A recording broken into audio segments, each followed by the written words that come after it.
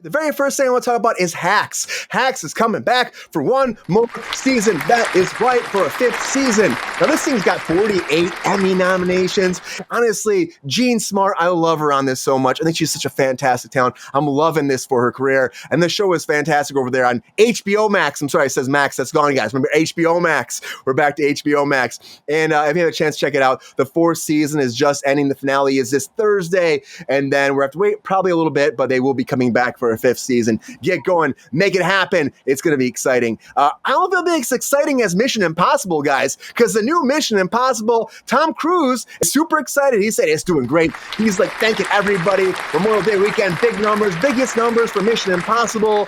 But here's the problem, guys. I'm going to say right here, I hate to break Tommy's. I love Tom Cruise. I love him. But they spent $400 million in this movie.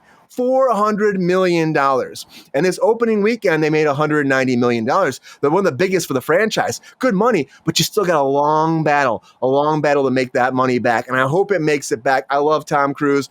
He can do no wrong in my book. One of the last movie stars, guys. So keep it going, Tom. Keep making great movies and keep kicking ass. Because the biggest Mission Impossible really has been casting Harry Potter.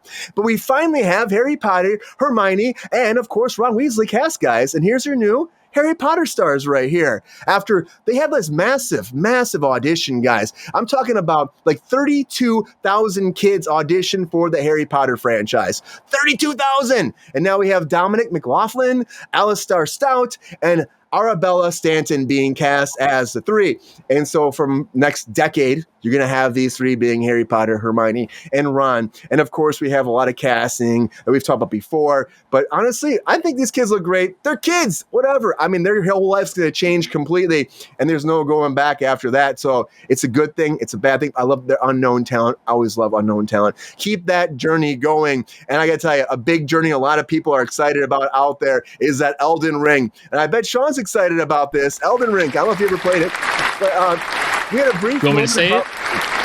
Elden Ring. Should I talk about it? If you got something to say, hold on one second, Sean. But Elden Ring. Please.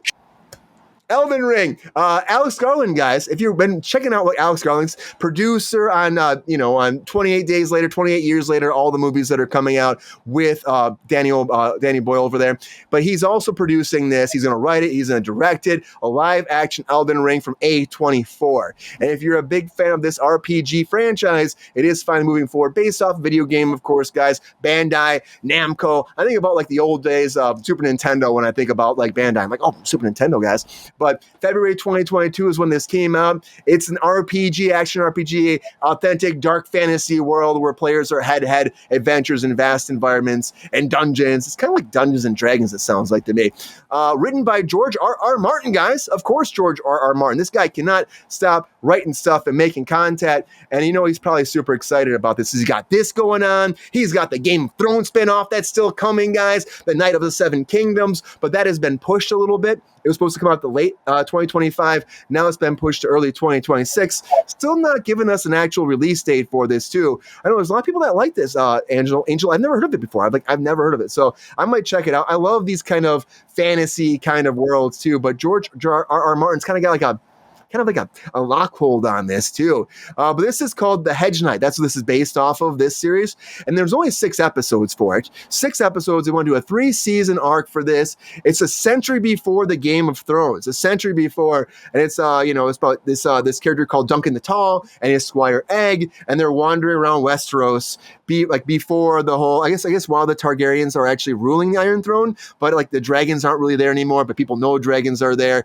6 episodes. George R.R. Martin's very excited about this. I hope it does great and it continue for a little push for them, but at least it's not pulled like the Wheel of Time has been canceled, guys. Another fantasy one, gone from Prime Video. And honestly, this is one of those ones that I've been meaning to check out for a long time. They had 3 seasons, and I thought it was a new fantastic. I love fantasy stuff, guys. I love fantasy stuff. But after season 3 came out, April 17th, the numbers, the viewership was going down. This is in a world where there's like this dragon reborn, and the dragon itself is powerful. He's a powerful male channeler, and he's apparently destined to either save the world or also destroy the world, as the Dark One is set to destroy it, I guess. This doesn't make sense to me. Apparently there's women that can harness this power, but men can't. It actually destroys them. I started watching it. I couldn't get into it. Did anybody anybody get into this in this panel? I just have to ask fast. Anybody watch The Wheel of Time? Because I'm confused talking about it, let alone watching it. There's like a million confusing books show to in the watch. series. I know that. I read all the books. Are they read- good, That's too Allie? many books. How many books is that? I need it for my joke. I was gonna say you probably got 10 by I don't even remember anymore. You get 10 books, but they get comically longer. You get Okay. you get like towards the 7th book, and they're all like 1,000 pages. Robert Jordan actually the book series was finished posthumously because Oh, Jordan had Brian Sanderson working with him, who is also a fiction writer. So that Brian Sanderson had all his notes and everything, was able to posthumously publish the end of the series, which is the kind of thing that we figured George R. R. Martin should be preparing for because he doesn't finish them. doesn't finish. You're right. Where is that Game of Thrones novel? Where's the last one? It's never coming. He don't finish nothing. He's got to map it out for somebody like Robert Jordan did, because if you keep starting things like this, eventually Pull a Herbert. It'll be fine. It'll be fine. Will it be fine? I It'll don't be know. fine. That's a lot of content, Allie, for The Wheel of Time, though. That's a lot. Did you like the show? It's a really long. I had a lot of feelings about it. I thought they worked a little too hard to make it supremely diverse, which is not to say like don't use white actors or whatever. It's just to say that it's centered around certain areas that were like small towns, and they made the small town very ethnically diverse. And I was like, that's not how tribes work. Yeah. So there were a few things like that where I felt like they were really pushing certain agendas or adjusting parts of storyline that I think OG fans didn't really care for, you know? Yeah. So there was a lot good about it, but it's hard for me to see how you would have gotten into it as a new fan, and you're in some ways ostracizing old fans. Yeah. And that's a problem. Look what happened to Last of Us, you know, and there's a lot of fans of that, but there's a lot of fan hate about that too. There's so much fan hate out there from that. The finale of that, I don't know. We'll talk more about that, but at least, you know, it got 3 seasons, Wheel of Time, no 4th season, unfortunately, but Ted Lasso is getting a 4th season, guys. Yeah. Ted Lasso. And Hannah Waddingham came forward and said they're preparing to start shooting this July. So we're not that far away, a little bit but pretty much a month away from the start production. The scripts are written. She said they're amazing. She's super excited. She said they mourn the loss of it, and now it's rising from the dead. And I love that because everyone on this cast is fantastic. I hope they do have some great ideas to bring it back, because it was supposed to be 3 and done. That's it. They said there was nothing else. Only if there was a story to move forward. And I keep hearing the rumors they want to do 3 more seasons. There's an arc for 3 more seasons. And honestly, we'll see how this next season goes.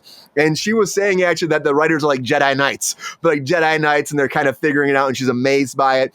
And that we got a lot of full like feminist men in the room too, helping write this as well, she said.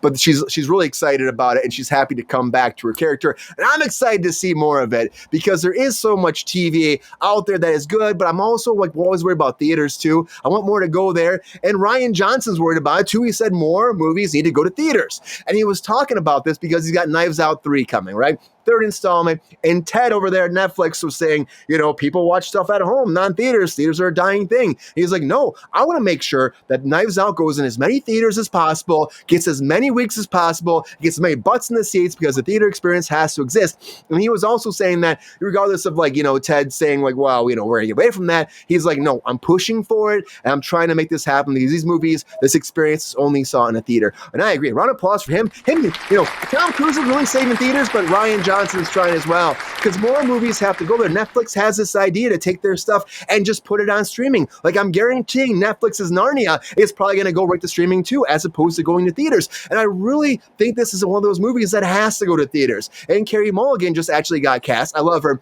I always think about Gatsby when I think about her. She was so good in Gatsby, guys. I love that movie.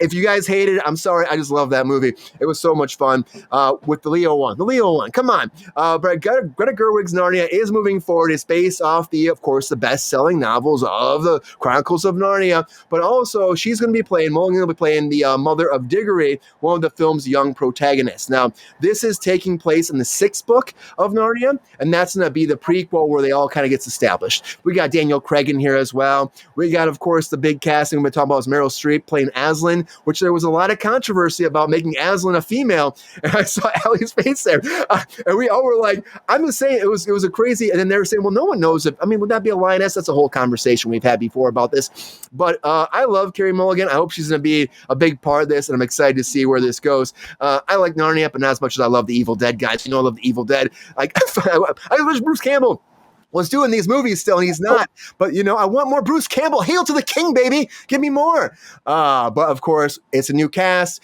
It's it's for following up Evil Dead Rise. The new title is called Evil Dead Burn. That's the title for this. And we got some casting news for this. We got Tandy Wright from Pearl. I haven't seen that coming in. Lucia Buchanan coming in from The Night Agent. And also, who's the last person? I got one more person. My notes been run. And Hunter Doohan coming in from Daredevil, Born Again, casting this too. But they're trying to make this more of a, they're calling it kind of a nasty kind of movie. And it's really going to test out the film feeling and test the audience as much as we know. Still no plot deals. Very early. We got a couple years out for the new Evil Dead, but I'm really excited about it.